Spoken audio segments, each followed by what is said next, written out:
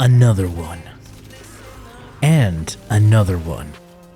And that's how time flies, like we on a different timeline. Tell me that you're here and feeling down for anything.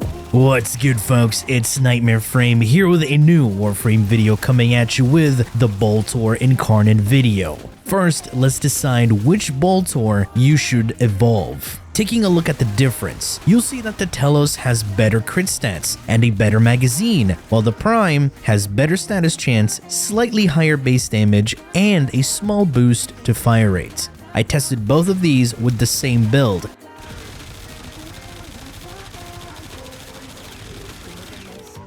Wow. It took way longer to kill the initial mobs.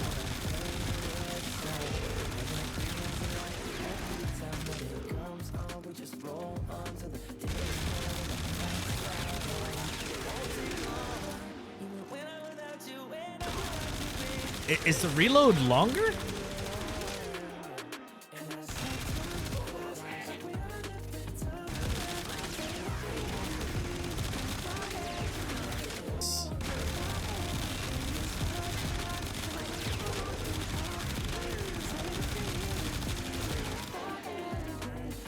I was able to kill this row before I even reloaded with barely any stacks.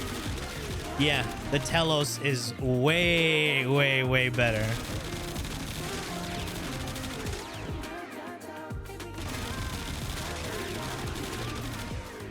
I still haven't reloaded, by the way. Still haven't reloaded.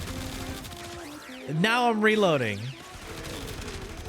Ladies and gentlemen, TELOS outperformed the Prime right away because of its higher average number of crits per shot. With fire rate and multi-shot, you're critting more on TELOS and doing more damage and proccing hunter munitions a higher amount of times. TELOS also has a higher magazine, meaning more shots can be pumped into the enemies before reloading, or you can fully buff up your gun arcanes before reloading, depending on which ones, of course. Both of them have impact and puncture as their base damage, so higher status chance on the Prime will only have the Prime apply more impact, puncture, or the modded elemental combination.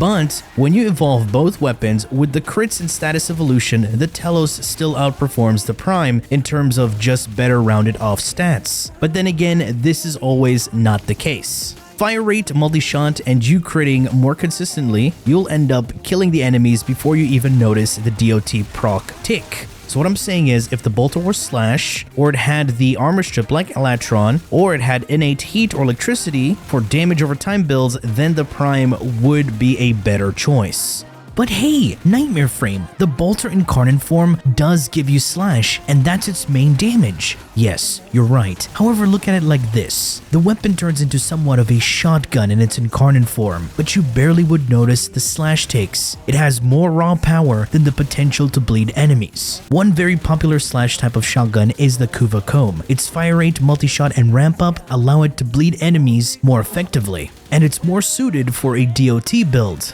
However, with the raw power and crits the Boltor has, it's better off to just go for a hunter munitions build. Here is an example where I went for a heavier status build without hunter munitions to bleed the enemy. The bleeds were barely even noticeable because I just one-shot the enemy. I mean, you would notice it if you go to higher levels, but then again, you would just do so much damage that you would just burst them down. Also, on a gas build, you're capped at 10 stacks, regardless. So if you were to properly do a gas build with guns, grouping an armor strip is the way to go. So the status chance is not even noticeable. Another thing that the TELOS also has is a Syndicate proc. This is from Arbiters of Hexus. Once you acquire 1000 affinity, aka XP points, you will deal 1000 gas damage and a guaranteed proc within a 25 meter AoE, and you heal for 25% of your maximum health. Not only that, you gain parkour velocity, aim glide, and wall latch duration by 25% for 30 seconds. So yeah, the TELOS is just a better option. Now let's take a look at the evolutions. When you activate Incarnon mode, the weapon turns into a rapid-fire shotgun. Basically, it gets an increased pellet count that scales with multi-shot. Evolution 2, Crimson Overture. This grants you bonus damage and 25% ammo efficiency on kills. This stacks up to 3 times. Hunter's Mantra isn't worth it at all. You need to use channel abilities to get these bonuses. Plus, accuracy is a useless stat.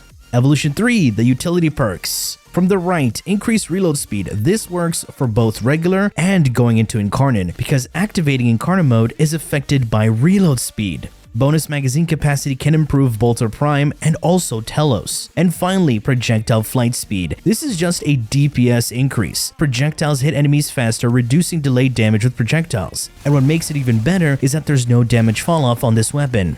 Evo 4. From the right, this is a flat crit chance increase. This buff is slightly higher on the Prime, slightly putting it behind the TELOS in terms of crits. And Survivor's Edge gives you bonus crit and status chance, and this already boosts TELOS above the Prime. And finally, Elemental Balance. This boosts the status chance by quite a bit on the TELOS, bringing the TELOS a lot closer to the Prime in terms of balance stats.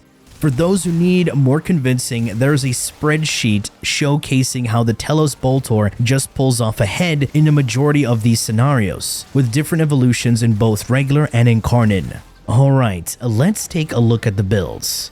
The first build is a Disruption Cap build, using a primary dexterity to get our base damage, meaning kill with melee, get base damage. Also using the helmet ability Zata's Whisper to proc a void bubble on the head, increasing my headshot damage and overall damage, while also adding an additional instance of damage, just like adding additional pellets, since its Incarnon form already gives you a bunch of pellets. And to proc my Zata's bubble on the demo list before I switch to my main weapon, I do have my Hystrix, which is going to be my primer, applying status effects and the Zata bubble. Make sure to aim at the head because if you aim anywhere else, you're not going to have a headshot damage marker. Faction damage, mod, crit chance, crit damage, the usual. However, as you notice, there's no elements because our secondary weapon will be applying those status effects, and we built the weapon for just raw damage. Hammer Shot to increase the status chance and crit damage. Galvanized Aptitude increases our damage and status chance. Now, moving on to a basic build that you can run anywhere, and it has quite a decent amount of damage output. The base damage here is Primary Deadhead, gives you a headshot damage multiplier, and of course, the base damage, while also reducing recoil. Elements, we have Infected Clip and High Voltage to give us Corrosive. This is a straight up burst damage build, and quite flexible.